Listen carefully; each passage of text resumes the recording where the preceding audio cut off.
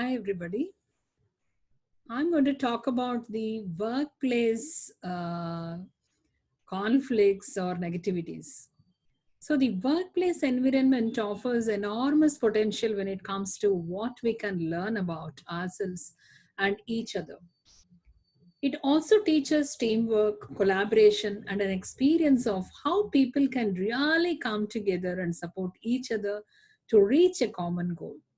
It is potentially our most important learning ground for teamwork, leaving team sports or team building activities in the dust when it comes to the pure potential of learning to be one of many working in union as one. While most people have experienced the positive aspects of being part of a team, equally, most have also experienced the less than positive aspects of working together. The individual's needs, wants, opinions, and demands can come into play and very quickly disrupt, if not derail, what could have been a flowing and easy experience of people working together.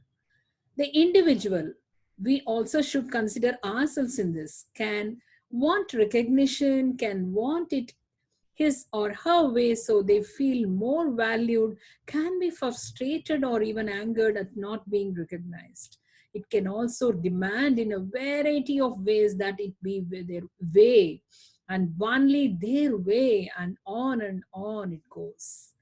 The individual who chooses to be the individual and work singularly rather than as part of a team has to, by definition, make it their way to fill their individual needs. That leaves the common goal nowhere to be seen. The individual sounds pretty bad, but the point of this expose is not to persecute the individual, for we all, without question, at some time or the other, bring our individual needs to work. The only question is how often are we willing to surrender our personal wants and instead work as an unconditional member of a team? This is where we can start to consider our flaws. Every person on the planet has flaws, their own combination of flaws unique to them, and rather than deny them or pretend they are not there. It's time to bring them out of the proverbial closet for an application of full light that will potentially obliterate both the self judgment and the judgment we have against one another that goes along with the flaws. Let me explain. We all have flaws. One person may not be strong at speaking out, and so they have a flaw in not fully expressing their views. One person may get frustrated at a lack of working together, and so they have a flaw that gets triggered when there is some teamwork that does not flow. One person may have a flaw in being nice to all the time. And so they are smiling and acting nicely when internally they are hiding their frustration and dissatisfaction. One person may react when things don't go their way. And so they literally frighten those around them with their anger and rage. Another may undervalue themselves, and so they don't bring the power and wisdom they have to the team. The list goes on and will do so in for we are human and we are thereby flawed. The issue is not that we are flawed, but it is how we judge, how we criticize or expect perfection from the other. Of course, there is no question we can all work on our flaws, and that type of self reflection and personality development is a quality that is highly valued in any employee. Similarly, if someone's behavior in any way detrimental to those around them, they must certainly and unquestionably be supported to change their behavior.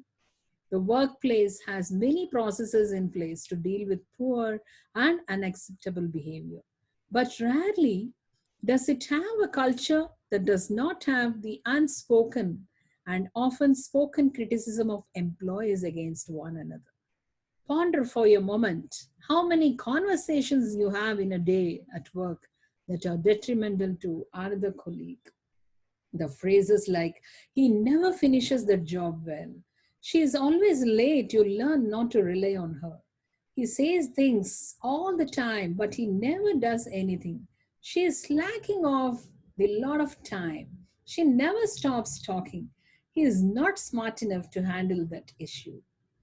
Even though these are just made up examples, it can be a very sobering moment when you spend more time observing the statements that come out of both your mouth and those around you. You may notice that there can be a constant stream of negative and disempowering comments about other people. It can literally consume the day and be a significant hindrance to the harmonious workplace. On the other hand, as a leader of a corporate team for many years, I've been experiencing one of the most effective ways to build the cohesive and harmonious team is to encourage a culture of inclusion and spaciousness where people see past the flaws of one another and instead see the strengths. The flaws would be addressed if they need to be, but in the meantime, we cannot expect anyone to be perfect or anyone to be exactly how we want them to be. In the same way that everyone has flaws, everyone also has strengths. When someone is seen for who they are, their strengths cannot help but be seen. As a leader, seeing people's strengths and fostering those strengths has proven time and time again to bring a level of harmony and job satisfaction that is inspirational beyond any expectations. So, next time you find yourself wanting to comment or complain on someone at work about another colleague, think twice. For this is your opportunity to bring understanding and make it about who that person is at their core and what they do well rather than what they don't. We are all potential leaders in this way, regardless of our role at work. When people know they are included, they are valued, and they are seen, their flaws take a backseat.